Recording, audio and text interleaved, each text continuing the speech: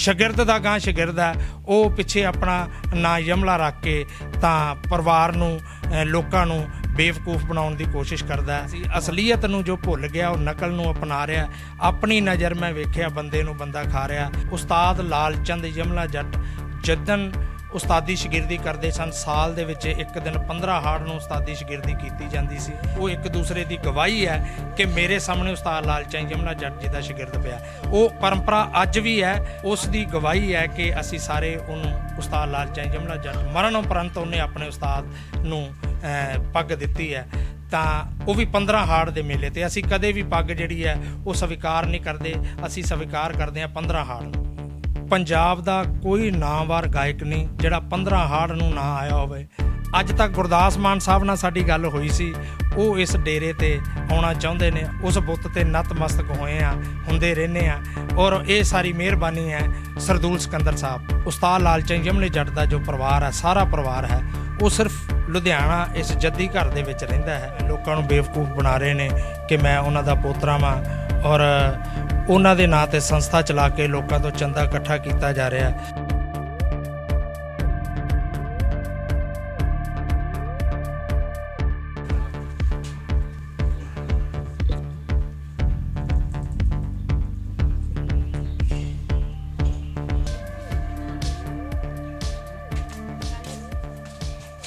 ਸਤਿ ਸ਼੍ਰੀ ਅਕਾਲ ਪੰਜਾਬੀਓ, ਤੁਸੀਂ ਦੇਖ ਰਹੇ ਹੋ ਓਪਨ ਪੰਜਾਬੀ ਚੈਨਲ। ਅੱਜ ਅਸੀਂ ਤੁਹਾਨੂੰ ਦਿਖਾ ਰਹੇ ਹਾਂ ਉਸਤਾਦ ਲਾਲ ਚੰਦ ਯਮਲਾ ਜੱਟ ਜੀ ਦਾ ਜੱਦੀ ਘਰ।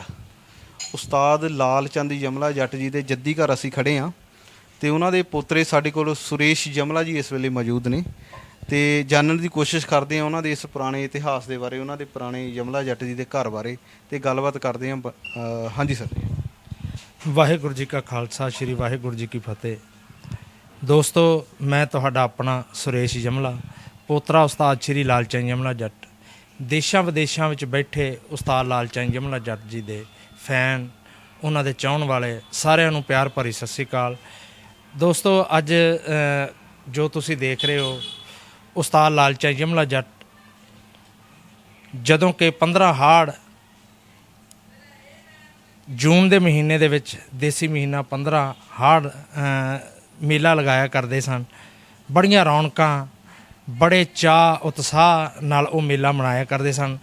ਉਹ ਆਪਣੇ ਜੱਦੀ ਪਾਕਿਸਤਾਨ ਤੋਂ ਜੋ ਲੈ ਕੇ ਨਾਲ ਆਏ ਪਰਿਵਾਰ ਨੂੰ, ਜਦੋਂ ਤਾਂ ਜਿੱਥੋਂ ਉਹਨਾਂ ਦੀ ਮਾਤਾ ਜੀ ਨੂੰ ਥਾਪੜਾ ਮਿਲਿਆ, ਉਸਤਾਦ ਲਾਲ ਚੰਦ ਯਮਲਾ ਜੱਟ ਜੀ ਦੀ ਮਾਤਾ ਸ਼੍ਰੀ ਹਰਨਾਮ ਕੌਰ ਜੀ, ਉਹਨਾਂ ਦੀ ਥਾਪੜਾ ਮਿਲਿਆ ਉਸ ਪੀਰ ਦਾ, ਪੀਰ ਕਟੋਰੇ ਸ਼ਾਹ ਦੀ ਦਰਗਾਹ ਜੋ ਤੁਸੀਂ ਸਾਹਮਣੇ ਦੇਖ ਰਹੇ ਹੋ। ਇਹ ਉਹ ਦਰਗਾਹ ਹੈ ਜਿੱਥੋਂ ਵੱਡੇ ਵੱਡੇ ਸਟਾਰ ਪੈਦਾ ਹੋਏ। ਉਸਤਾਦ ਲਾਲ ਚੰਦ ਯਮਲਾ ਜੱਟ ਜੀ ਨੇ ਜਿਨ੍ਹਾਂ ਨੂੰ ਇੱਥੇ ਬੈਠ ਕੇ ਸਿਖਾਇਆ। ਆਹ ਤੁਸੀਂ ਉਹਨਾਂ ਦਾ ਸਾਰਾ ਘਰ ਦੇਖ ਰਹੇ ਹੋ, ਜੱਦੀ ਘਰ ਹੈ ਇਹ ਜੀ। ਜਦੋਂ ਦਾ ਤੁਸੀਂ ਦੇਖ ਰਹੇ ਹੋ, ਮੇਰੀ ਹੋਸ਼ ਤੋਂ ਪਹਿਲਾਂ ਦਾ, ਔਰ ਉਸਤਾਦ ਲਾਲ ਚੰਦ ਯਮਲਾ ਜੱਟ ਜੀ ਜਦੋਂ ਡੇਰੇ 'ਚ ਆਏ ਆ, ਉਸੇ ਤਰ੍ਹਾਂ ਦਾ ਇਹਨੂੰ ਕੋਈ ਬਦਲਿਆ ਨਹੀਂ ਗਿਆ ਹਜੇ ਤੱਕ। ਔਰ ਉਸੇ ਤਰੀਕੇ ਦਾ ਤੁਸੀਂ ਦੇਖ ਰਹੇ ਹੋ ਜਿੱਦਾਂ ਦਾ ਉਹਨਾਂ ਦੇ ਵੇਲੇ ਸੀਗੇ। ਇਹ ਉਹਨਾਂ ਦੇ ਹੱਥ ਦਾ ਬਣਾਇਆ ਹੋਇਆ ਦਰਬਾਰ ਹੈ। ਅਤੇ ਉਸਤਾਦ ਲਾਲ ਚੰਦ ਯਮਲਾ ਜੱਟ ਜੀ ਜਦੋਂ ਰਿਆਜ਼ ਕਰਦੇ ਸੀ ਜਾਂ ਫਿਰ ਆਪਣੇ ਸ਼ਾਗਿਰਦਾਂ ਦੇ ਨਾਲ ਬੈਠ ਕੇ ਕੁਛ ਨਾ ਕੁਛ ਗਾਣ ਕਰਦੇ ਸੀ, ਅਤੇ ਕਿਹੜੀ ਜਗ੍ਹਾ ਸੀਗੀ ਸਰ ਇੱਥੇ? ਇਹ ਉਸਤਾਦ ਲਾਲ ਚੰਦ ਯਮਲਾ ਜੱਟ ਜੀ ਦਾ ਡੇਰਾ ਹੈ। ਠੀਕ ਹੈ ਜੀ। ਜਿੱਥੇ ਉਸਤਾਦ ਜੀ ਨੇ ਆਪਣੇ ਸ਼ਾਗਿਰਦਾਂ ਨੂੰ ਵੱਡੇ ਵੱਡੇ ਫਨਕਾਰ ਪੈਦਾ ਕੀਤੇ। ਇਹ ਜੋ ਰੂਮ ਤੁਸੀਂ ਦੇਖ ਰਹੇ ਹੋ, ਇਹ ਇੱਥੇ ਬੈਠ ਕੇ ਉਹਨਾਂ ਨੂੰ ਸਿਖਾਇਆ ਕਰਦੇ ਸਨ। ਔਰ ਮੈਂ ਤੁਹਾਨੂੰ ਉਹਨਾਂ ਦੀ ਜੋ ਅਸੀਂ ਜੱਦੀ ਘਰ ਦੇ ਵਿੱਚ ਸਮਾਧ ਬਣਾਈ ਹੈ, ਇਹ ਸਾਹਮਣੇ ਉਸਤਾਦ ਲਾਲ ਚੰਦ ਯਮਲਾ ਜੱਟ ਜੀ ਦੀ ਸਮਾਧ ਹੈ। ਅਸੀਂ ਅੱਜ ਵੀ ਇਹਨੂੰ ਨਤਮਸਤਕ ਹੁੰਦੇ ਹਾਂ ਔਰ ਸਾਰੇ ਪਰਿਵਾਰ ਜਦ ਤੱਕ ਇੱਥੇ ਮੱਥਾ ਨਾ ਟੇਕੀਏ, ਅਸੀਂ ਸਵੇਰ ਦੀ ਕੋਈ ਵੀ ਕੰਮ ਦੀ ਸ਼ੁਰੂਆਤ ਨਹੀਂ ਕਰਦੇ। ਦੇਖੋ, ਜਿਹੜੇ ਪੀਰ ਪਕੰਬਰ, ਔਲੀਏ, ਪੀਰ ਪਹਿਲਵਾਨ, ਕਲਾਕਾਰ ਹੋਇਆ ਕਰਦੇ ਨੇ, ਉਹ ਜਿਹੜੇ ਨੇ ਲੋਕੀ ਮੰਦਰ, ਮਸਜਿਦ, ਮਸੀਤਾਂ ਜਿਹੜੀਆਂ ਲੋਕਾਂ ਦੇ ਨਾਲ ਚੱਲਦੀਆਂ ਨੇ, ਨਾ ਕਿ ਪਰਿਵਾਰ ਉਸ ਨੂੰ ਬਣਾ ਸਕਦਾ। ਅਸੀਂ ਬੇਨਤੀ ਕਰਾਂਗੇ ਕਿ ਅਸੀਂ ਇਸ ਨੂੰ ਵਧੀਆ ਤਰੀਕੇ ਨਾਲ ਬਣਾਉਣਾ ਚਾਹੁੰਦੇ ਹਾਂ। ਜੇ ਲੋਕੀ ਸਾਡਾ ਸਾਥ, ਆਵਾਮ ਸਾਡਾ ਸਾਥ ਦੇਵੇ ਔਰ ਸਰਕਾਰਾਂ ਸਾਡਾ ਸਾਥ ਦੇਣ ਤਾਂ ਅਸੀਂ ਇਹਨੂੰ ਬਹੁਤ ਵਧੀਆ ਤਰੀਕੇ ਨਾਲ ਬਣਾਈਏ। ਦਰਸ਼ਕਾਂ ਨੂੰ ਮੈਂ ਜਾਣਕਾਰੀ ਸਾਂਝੀ ਕਰਨਾ ਚਾਹੁੰਦਾ ਕਿ ਇਹ ਪਰਿਵਾਰ ਅੱਜ ਤੱਕ ਕਿਸੇ ਸਰਕਾਰ ਨੂੰ ਇਹਨਾਂ ਨੇ ਮੰਗ ਨਹੀਂ ਕੀਤੀ, ਸਾਡੇ ਪਰਿਵਾਰ ਨੇ ਨਾ ਕਦੀ ਇਹ ਕਿਹਾ ਕਿ ਸਾਨੂੰ ਕਿਸੇ ਚੀਜ਼ ਦੀ ਲੋੜ ਹੈ। ਪਰ ਅਸੀਂ ਇਹ ਚਾਹੁੰਦੇ ਹਾਂ ਕਿ ਉਹਨਾਂ ਦਾ ਜਿਹੜਾ ਬੁੱਤ ਪਾਰਕ 'ਚ ਲਗਾਇਆ ਗਿਆ ਹੈ ਔਰ ਇਹ ਜੱਦੀ ਘਰ ਹੈ, ਇਹਦਾ ਰੱਖ ਰਖਾਵ ਵਧੀਆ ਤਰੀਕੇ ਨਾਲ ਕੀਤਾ ਜਾਵੇ। ਅਸੀਂ ਕੋਸ਼ਿਸ਼ ਕਰਦੇ ਹਾਂ ਕਿ ਸਾਰਾ ਸ਼ਾਗਿਰਦ, ਸਾਰੇ ਸਮੂਹ ਪਰਿਵਾਰ ਦੇਸ਼ਾਂ ਵਿਦੇਸ਼ਾਂ ਵਿੱਚ ਜਿਹੜੇ ਬੈਠੇ ਹੈ ਉਹ ਇਸ ਨੂੰ ਸਾਡੀ ਸਹਾਇਤਾ ਕਰਨ ਤੇ ਸਾਡੇ ਨਾਲ ਤੁਰ ਕੇ ਇਸ ਦਰਗਾਹ ਨੂੰ ਵਧੀਆ ਬਣਾਇਆ ਜਾਵੇ। ਠੀਕ ਹੈ ਜੀ। ਸੁਰੇਸ਼ ਜਮਲਾ ਜੀ, ਮੈਂ ਤੁਹਾਡੇ ਕੋਲੋਂ ਬੇਸਿਕ ਜੀ ਜਾਣਕਾਰੀ, ਕਿਉਂਕਿ ਉਸਤਾਦ ਲਾਲ ਚੰਦ ਜਮਲਾ ਜੀ ਦੀ ਹਿਸਟਰੀ ਅਗਰ ਦਿਖਾਉਣ ਦੀ ਗੱਲ ਕਰੀਏ ਤੇ ਸ਼ਾਇਦ ਇਸ ਐਪੀਸੋਡ ਦੇ ਵਿੱਚ ਜਾਂ 1-2 ਐਪੀਸੋਡ ਤੋਂ ਵੀ ਵੱਧ ਬਣ ਜਾਣ, ਕਿਉਂਕਿ ਉਹਨਾਂ ਦੀ ਹਿਸਟਰੀ ਇੰਨੀ ਲੰਬੀ ਆ। ਇੱਕ ਬੇਸਿਕ ਜੀ ਜਾਣਕਾਰੀ ਚਾਹਾਂਗਾ ਕਿ ਉਸਤਾਦ ਲਾਲ ਚੰਦ ਜਮਲਾ ਜੱਟ ਜੀ ਦੇ ਕਿੰਨੇ ਬੇਟੇ ਸਨ ਔਰ ਉਸ ਦੀ ਅਗਲੀ ਪੀੜ੍ਹੀ ਕਿੱਦਾਂ ਵਧੀ। ਮੈਂ ਸਾਰੇ ਦੇਸ਼ਾਂ ਵਿਦੇਸ਼ਾਂ ਵਿੱਚ ਜਿੰਨੇ ਵੀ ਮੇਰੀ ਆਵਾਜ਼ ਨੂੰ ਸੁਣ ਰਹੇ ਨੇ, ਤੁਹਾਡੇ ਓਪਨ ਪੰਜਾਬ ਚੈਨਲ ਦੇ ਮਾਧਿਅਮ ਰਾਹੀਂ ਮੈਂ ਦੱਸਣਾ ਚਾਹੁੰਦਾ ਕਿ ਉਸਤਾਦ ਲਾਲ ਚੰਦ ਜਮਲਾ ਜੱਟ ਜੀ ਦੇ 5 ਬੇਟੇ ਔਰ 2 ਬੇਟੀਆਂ ਸਨ, ਜਿਨ੍ਹਾਂ ਦਾ ਨਾਮ ਸਭ ਤੋਂ ਵੱਡੇ ਮੇਰੇ ਡੈਡੀ ਜੀ ਸ਼੍ਰੀ ਕਰਤਾਰ ਚੰਦ ਜਮਲਾ ਜੀ, ਔਰ ਉਹਨਾਂ ਤੋਂ ਛੋਟੇ ਜਸਵਿੰਦਰ ਜਮਲਾ ਜੀ, ਔਰ ਉਹਨਾਂ ਤੋਂ ਛੋਟੇ ਜਿਹੜੇ ਸੀ ਜਗਵਿੰਦਰ ਜਮਲਾ, ਜਿਨ੍ਹਾਂ ਨੂੰ ਪਿਆਰ ਨਾਲ ਅਸੀਂ ਖੁੱਡੂ ਕਹਿੰਦੇ ਸੀ, ਔਰ ਉਹਨਾਂ ਤੋਂ ਛੋਟੇ ਜਗਵਿੰਦਰ ਜੀ ਤੋਂ ਜਸਦੇਵ ਜਮਲਾ ਜੀ, ਜਸਦੇਵ ਜਮਲਾ ਜੀ ਤੋਂ ਛੋਟੇ ਜਗਦੀਸ਼ ਜਮਲਾ ਜੀ, ਔਰ ਮੇਰੀਆਂ ਭੂਆ ਉਹ ਜੋ ਡੱਬ ਵਾਲੀ ਇੱਕ ਵਿਆਹੇ ਸੀਗੇ ਸੰਤੋਸ਼ ਰਾਣੀ, ਔਰ ਉਹਨਾਂ ਤੋਂ ਛੋਟੀ ਜਿਹੜੀ ਸੀ ਸਰੂਪ ਰਾਣੀ, ਉਹ ਅੰਬਾਲੇ ਆ। ਸਾਡੇ ਮੇਰੇ ਡੈਡੀ ਹੋਰੀ 5 ਭਰਾ ਔਰ 2 ਭੈਣਾਂ ਸਨ। ਜਮਲਾ ਸਾਹਿਬ, ਮੈਂ ਤੁਹਾਨੂੰ ਪੁੱਛਣਾ ਚਾਹਾਂਗਾ ਕਿ ਉਸਤਾਦ ਲਾਲ ਚੰਦ ਜਮਲਾ ਜੱਟ ਜੀ ਦੇ ਜਿਹੜੇ ਬੇਟੇ ਸੀਗੇ ਉਹ ਉਹਨਾਂ ਦੀ ਮੌਜੂਦਾ ਬਾਰੇ ਦੱਸਿਆ ਜਾਵੇ ਕਿ ਇਹਨਾਂ ਦਿਨਾਂ ਦੇ ਵਿੱਚ ਉਹ ਕੀ ਕਰਦੇ ਨੇ ਜਾਂ ਉਹਨਾਂ ਦੀ ਕੀ ਸਥਿਤੀ ਹੈ। ਰਾਜਪਾਲ ਜੀ, ਗੱਲ ਇੱਦਾਂ ਕਿ ਕੁਝ ਪਿਛਲੇ ਸਮੇਂ ਦੌਰਾਨ ਮੇਰੇ ਫਾਦਰ ਸਾਹਿਬ ਕਰਤਾਰ ਜਮਲਾ ਜੀ ਉਹ ਸਵਰਗ ਸਿਧਾਰ ਗਏ, ਔਰ ਤਕਰੀਬਨ 5 ਭਰਾ ਜੋ ਸੀ 5 ਭਰਾ ਉਹ ਇਸ ਟਾਈਮ ਸਵਰਗਵਾਸ ਹੋ ਚੁੱਕੇ ਨੇ। ਉਹਨਾਂ 'ਚੋਂ ਇੱਕ ਜਿਹੜੀ ਭੈਣ ਹੈ ਉਹ ਵੀ ਸਵਰਗਵਾਸ ਹੋ ਚੁੱਕੀ ਹੈ। ਜਿਹੜੀ ਛੋਟੀ ਭੈਣ ਹੈ ਸਰੂਪ ਰਾਣੀ, ਉਹ ਅੰਬਾਲੇ ਰਹਿੰਦੀ ਹੈ। ਔਰ ਅੱਗੋਂ ਸਾਡਾ ਜਿਹੜਾ ਪਰਿਵਾਰ ਹੈ, ਤੁਸੀਂ ਦੇਖ ਹੀ ਰਹੇ ਹੋ ਕਿ ਮੈਂ ਸਭ ਤੋਂ ਵੱਡਾ ਸੁਰੇਸ਼ ਜਮਲਾ, ਔਰ ਸਾਡੇ ਪਰਿਵਾਰ ਨੂੰ ਅੱਗੇ ਅਸੀਂ ਚਲਾ ਰਹੇ ਹਾਂ।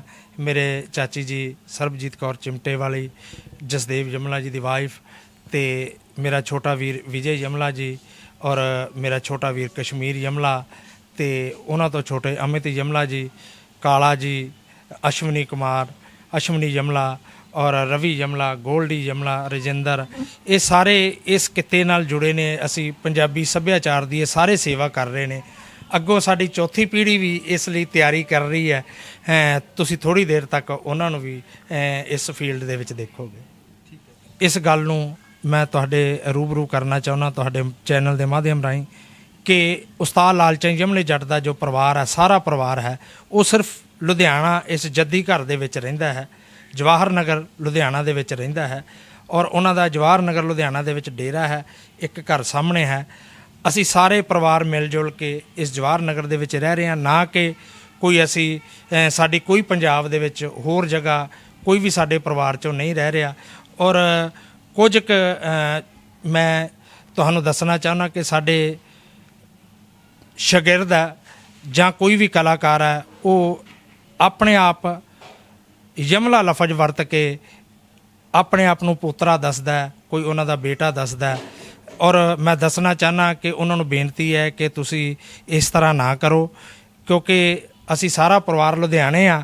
ਅਸੀਂ ਚਾਹੁੰਦੇ ਹਾਂ ਕਿ ਤੁਸੀਂ ਸਾਡੇ ਕੋਲ ਆਓ। ਕਈ ਵਾਰੀ ਦੇਖਦੇ ਹਾਂ ਅਸੀਂ ਕਿ ਕੋਈ ਵੀ ਐਨੀ ਪਰਸਨ ਜਿਹੜਾ ਸ਼ਾਗਿਰਦ ਦਾ ਗਾਂ ਸ਼ਾਗਿਰਦ ਹੈ, ਉਹ ਪਿੱਛੇ ਆਪਣਾ ਨਾਂ ਯਮਲਾ ਰੱਖ ਕੇ ਤਾਂ ਪਰਿਵਾਰ ਨੂੰ, ਲੋਕਾਂ ਨੂੰ ਬੇਵਕੂਫ ਬਣਾਉਣ ਦੀ ਕੋਸ਼ਿਸ਼ ਕਰਦਾ ਹੈ। ਔਰ ਅਸਲੀਅਤ ਤਾਂ ਹੀ ਤਾਂ ਉਸਤਾਦ ਲਾਲ ਚੰਦ ਜਮਲੇ ਜੱਟ ਨੇ ਗੀਤ ਲਿਖਿਆ ਸੀ, ਅਸਲੀਅਤ ਨੂੰ ਜੋ ਭੁੱਲ ਗਿਆ ਉਹ ਨਕਲ ਨੂੰ ਅਪਣਾ ਰਿਹਾ। ਆਪਣੀ ਨਜ਼ਰ ਮੈਂ ਵੇਖਿਆ ਬੰਦੇ ਨੂੰ ਬੰਦਾ ਖਾ ਰਿਹਾ।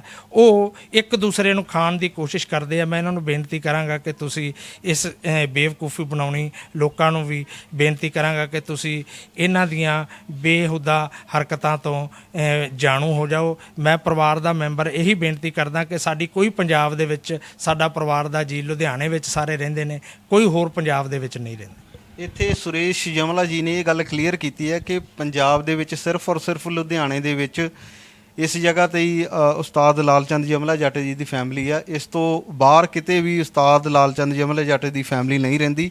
ਇੱਕ ਵਿਜੇ ਯਮਲਾ ਜੀ ਆ, ਉਹ ਜ਼ਰੂਰ ਉੱਥੇ ਜੌਬ ਕਰਦੇ ਨੇ ਪਟਿਆਲੇ, ਤੇ ਉੱਥੇ ਹੀ ਘਰ ਆਉਣ ਵਾਲੇ ਇਨ ਫਿਊਚਰ ਬਣਾਉਣਗੇ। ਫਿਲਹਾਲ ਹੱਲੇ ਕੋਈ ਵੀ ਵਿਜੇ ਯਮਲਾ ਜਾਂ ਫਿਰ ਆਪਣੇ ਲਾਲ ਚੰਦ ਯਮਲਾ ਜੱਟ ਜੀ ਦੀ ਫੈਮਿਲੀ ਬਾਹਰ ਨਹੀਂ ਰਹਿ ਰਹੀ, ਤੇ ਕਿਸੇ ਵੀ ਤਰ੍ਹਾਂ ਦੀ ਕੋਈ ਸੰਸਥਾ ਨਹੀਂ ਹੈ ਪੰਜਾਬ ਦੇ ਵਿੱਚ ਇਹਨਾਂ ਦੇ ਇੱਥੇ ਜੋ ਰਜਿਸਟਰਡ ਸੰਸਥਾ ਸਰ ਆਪਾਂ ਬਣਾਈ ਹੋਈ ਕੋਈ ਕਿ ਨਹੀਂ? ਹਾਂਜੀ, ਉਸਤਾਦ ਲਾਲ ਚੰਦ ਯਮਲਾ ਜੱਟ ਯਾਦਗਾਰੀ ਟਰੱਸਟ ਬਣਿਆ ਹੋਇਆ। ਇਹਦੇ ਤੋਂ ਇਲਾਵਾ ਕੋਈ ਵੀ ਅਸੀਂ ਸੰਸਥਾ ਨਹੀਂ ਸਾਡੀ ਕਿ ਅਸੀਂ ਉਹਨਾਂ ਨੂੰ ਮਾਨਤਾ ਦਿੱਤੀ ਹੋਵੇ ਕਿ ਤੁਸੀਂ ਇਸ ਮਾਨਤਾ ਦੇ ਥਰੂ ਤੁਸੀਂ ਮੇਲੇ ਕਰਾਓ ਜਾਂ ਕੋਈ ਉਹਨਾਂ ਦਾ ਨਾਮ ਲਵੇ।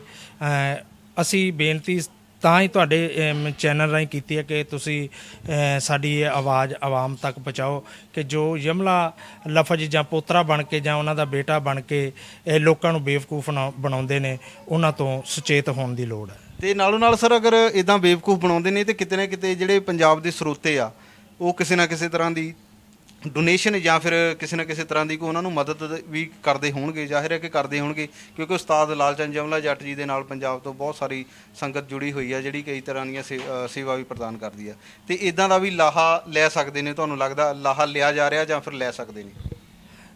ਰਾਜ ਜੀ, ਇਹ ਸਾਨੂੰ ਪਿੱਛੇ ਜੀ ਪਤਾ ਲੱਗਿਆ ਕਿ ਇਸ ਤਰ੍ਹਾਂ ਕਈ ਉਸਤਾਦ ਲਾਲ ਚੰਦ ਯਮਲਾ ਜੱਟ ਦੇ ਨਾਂ 'ਤੇ ਅਕੈਡਮੀ, ਮਿਊਜ਼ਿਕ ਅਕੈਡਮੀ ਵਗੈਰਾ ਬਣਾ ਕੇ ਲੋਕਾਂ ਨੂੰ ਬੇਵਕੂਫ ਬਣਾ ਰਹੇ ਨੇ ਕਿ ਮੈਂ ਉਹਨਾਂ ਦਾ ਪੋਤਰਾ ਵਾਂ, ਔਰ ਉਹਨਾਂ ਦੇ ਨਾਂ 'ਤੇ ਸੰਸਥਾ ਚਲਾ ਕੇ ਲੋਕਾਂ ਤੋਂ ਚੰਦਾ ਇਕੱਠਾ ਕੀਤਾ ਜਾ ਰਿਹਾ।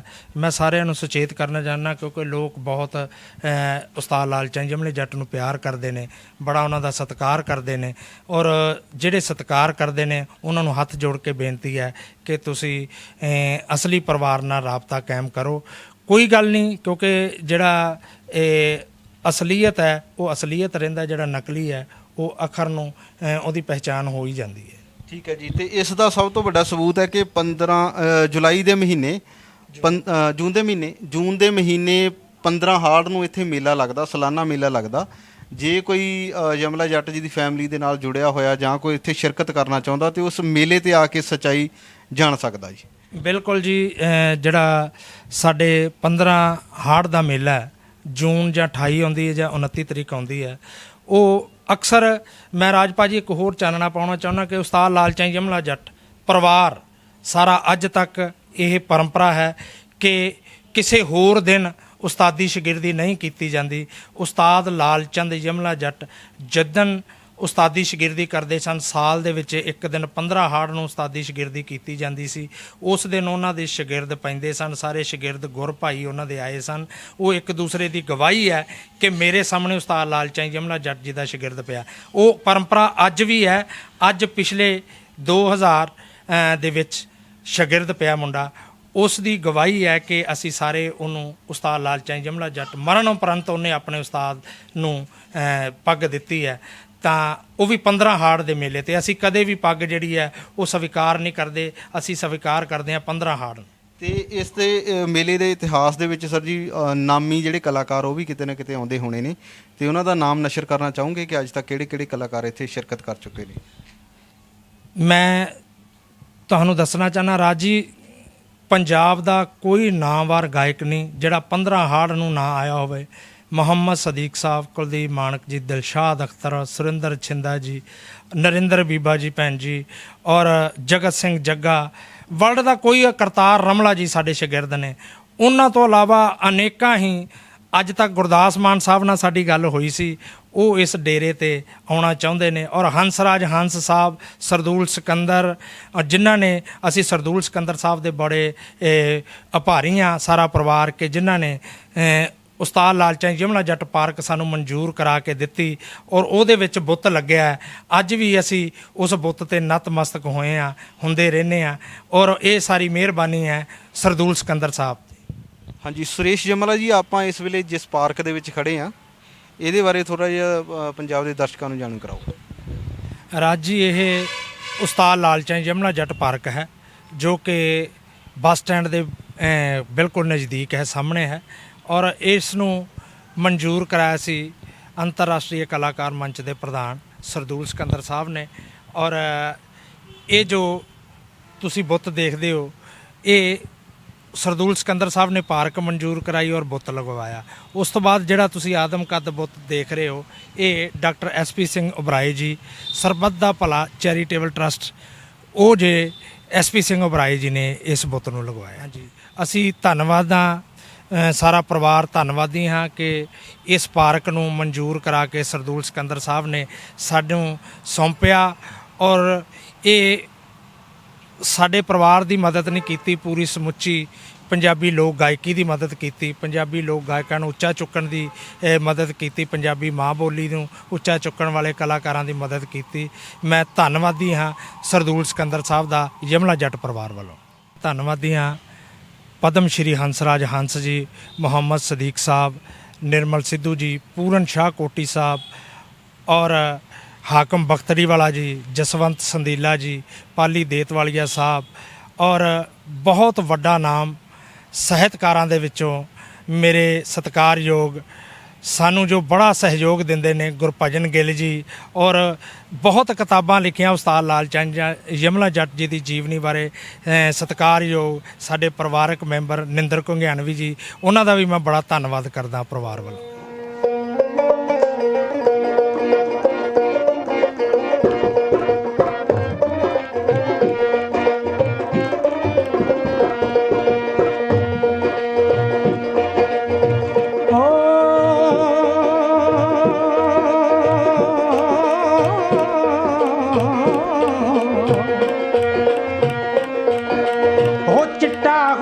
लहू भरावो चिट्टा हो गया लहू, हो चिट्टा हो गया लहू वे वीरो, चिट्टा हो गया लहू।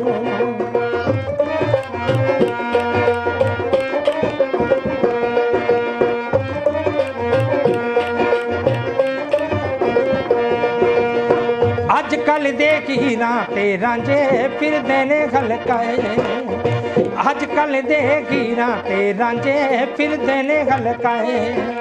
वो वन सवन्ना फैशन करके क्यों ना जी ललचाए, वो वन सवन्ना फैशन करके क्यों ना जी ललचाए।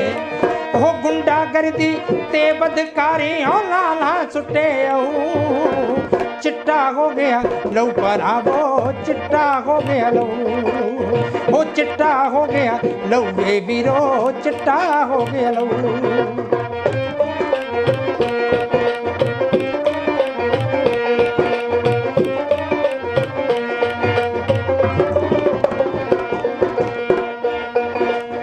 एहो हाल रिया जे अगों मुश्किल हो जाऊ जीना, एहो हाल रिया जे अगों मुश्किल हो जाऊ जीना।